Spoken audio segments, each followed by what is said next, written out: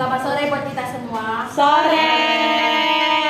Di sini kami akan mempresentasikan hasil diskusi kami tentang metode penelitian tindakan kelas. Saya akan menjelaskan pengertian tindakan kelas. Penelitian tindakan kelas atau disebut PTK adalah penelitian yang mengangkat masalah-masalah yang aktual yang dilakukan oleh para guru yang merupakan pencermatan kegiatan belajar yang berupa tindakan untuk memperbaiki dan meningkatkan praktik pembelajaran di kelas secara lebih profesional. Dalam profesinya sebagai guru tidak hanya sekedar mengajar di kelas atau memberikan kegiatan ekstrakurikuler di luar kelas.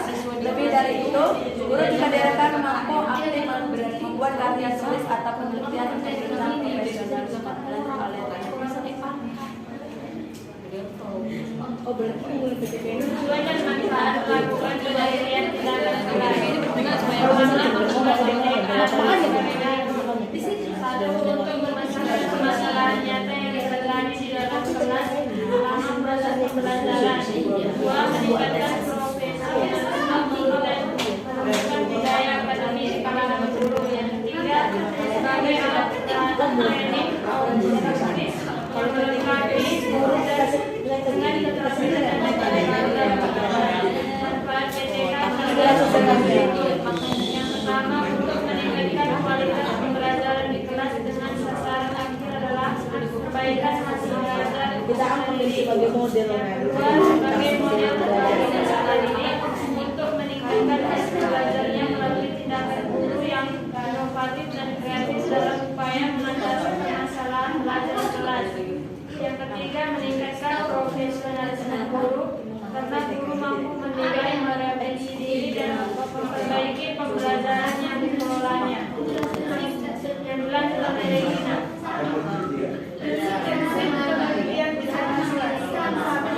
Mereka tidak boleh mengganggu tugas mengajar. Yang kedua, teknik pengumpulan data sederhana. Yang ketiga, metode penelitian jelas. Karakteristik penelitian tindakan kelas.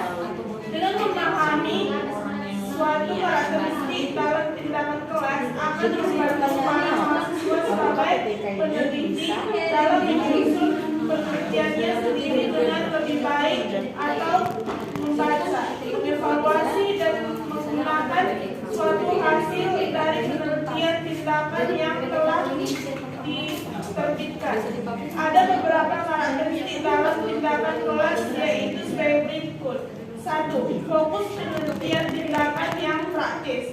Tujuan dari penelitian tersebut ialah untuk menangani suatu problem aktual pada setting pendidikan. Dengan demikian, para peneliti tindakan kelas mengkaji isu-isu praktis yang akan menghasilkan keseluruhan bagi pendidikan. Yang kedua, peneliti memiliki kegiatan praktis. Ketika para peneliti melakukan tindakan penelitian terlibat dalam suatu kajian, mereka merasa tertarik pada pengujian kegiatan praktik mereka sendiri, bukan mengkaji praktik kegiatan orang lain. Tiga, kolaboratif. Para peneliti tindakan berkolaborasi dengan orang lain sehingga melibatkan kopartisipasi di dalam penelitian. Para kopartisipan ini bisa individu di dalam sekolah ataupun personal di luar sekolah, seperti misalnya para peneliti dari universitas atau kelompok asosiasi profesional. Yang keempat, suatu proses yang dinamis.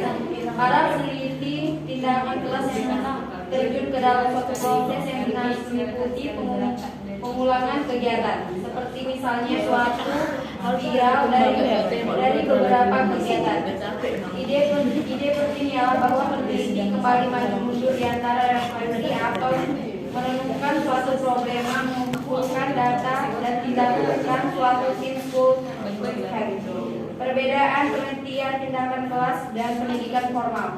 Selama ini penelitian untuk kepentingan pendidikan didominasi oleh penelitian formal, yang termasuk penelitian formal antara lain penelitian deskriptif, penelitian korelasional, dan penelitian eksperimen. Salah satu kelemahan penelitian formal yaitu karena banyaknya fenomena pendidikan terutama untuk pembelajaran di kelas yang tidak dapat dijelaskan atau diatasi dengan pendekatan tersebut. Beberapa fenomena seperti lamban belajar, hal-hal yang berkaitan dengan pengelolaan kelas atau berbagai kasus pengajaran di kelas seringkali tidak tertangkap oleh penelitian formal dengan instrumen-instrumen yang telah disiapkan oleh konstruksi tertentu. Selain itu, pertanyaan-pertanyaan model penelitian kuantitatif juga seringkali tidak dapat merekam hal-hal tersebut. Penggunaan model pengajar dengan interaksi secara otoriter dan instruktif juga tidak dapat menyelesaikan masalah tersebut. Lanjut, perbedaan penelitian tindakan kelas dan pendidikan formal. Penelitian formal yaitu satu, dilakukan oleh orang tua kelas, misalnya dosen ilmuwan, mahasiswa yang melakukan eksperimen tertentu. Dua, di lingkungan di mana variabel-variabel luar dapat dikendalikan. Tiga, sampel harus representatif. Empat, mengutamakan validitas internal dan eksternal. Lima, menuntut adanya penggunaan analisis statistik yang rumit, signifikan statistik yang ditentukan sejak awal dan memeriksa hubungan sebab akibat antar variabel. Yang kedua, perbedaan penelitian tindakan kelas. Penelitian tindakan kelas atau PTK. Yang pertama dilakukan oleh kepala sekolah, guru atau calon guru. Yang kedua dilakukan di kelas atau di sekolah. Yang ketiga kerepresentatifan sampel tidak menjadi syarat penting. Empat, lebih mengutamakan validitas internal, tidak menuntut penggunaan analisis statistik yang rumit. Sekian dari kelompok kami tentang tindakan peneliti tindakan kelas. Apakah dari teman-teman ada yang mau bertanya? Baik, perkenalkan nama saya Catherine. Saya dari perwakilan dari kelompok kami lah, nggak tahu kelompok.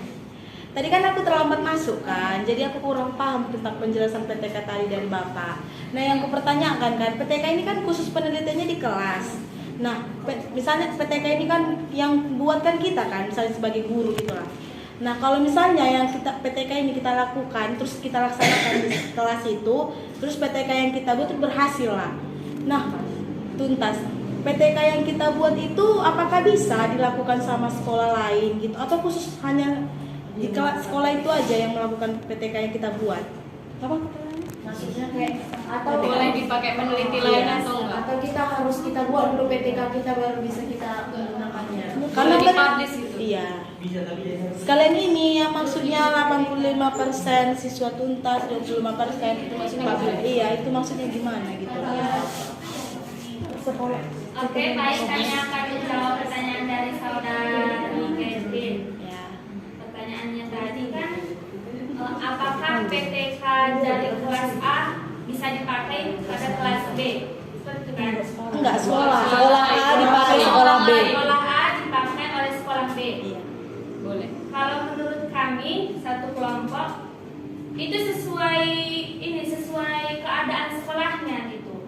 Misal di sekolah A ini kan PTK, penelitian tindakan kelas kan. Misal di sekolah ini kan cara belajarnya berbeda-beda gitu. Ada yang misal di kelas A dia model pembelajarannya ceramah gitu kan. Sedangkan yang di kelas B dia model pembelajarannya entah pemecahan masalah gitu. Jadi kan PTK, laporan PTK-nya itu pasti berbeda gitu. Dan guru pun melakukannya juga berbeda gitu. Bentar ya, aku agak menyangga ya. Kan yang ku bilang kan PTK yang kita lakukan ini tuntas gitu.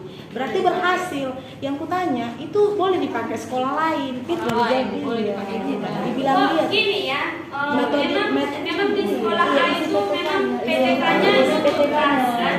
Tapi bisa dipakai atau tidak di sekolah B kan. Berarti nggak dipatokkan gitu ya, PTK itu harus dipakai sekolah lain supaya tuntas pembelajaran. Kan kalau misalnya kan PTK yang dipakai ini mungkin PTK yang dilakukan sekolah si B ini nggak tuntas lah. Padahal sekolah si A tuntas. Nah, supaya tuntas PTK yang dilakukan sekolah B, dipakainya lah PTK sekolah A. Supaya bisa tuntas, itu yang kutanya. Berarti yang kau jawab tadi kan metode pembelajarannya beda. Itu kok metode pembelajaran yang beda itu tergantung PTK-nya. Berarti dia nggak tuntas melakukan PTK itu.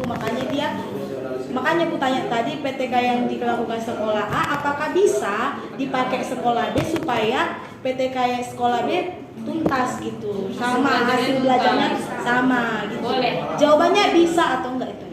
Bisa Saat kan? penjelasan Bapak tadi, kalau penelitiannya itu tuntas, penelitiannya itu bisa juga dipakai oleh sekolah lain. Nah, itu jawaban. Makasih. Itu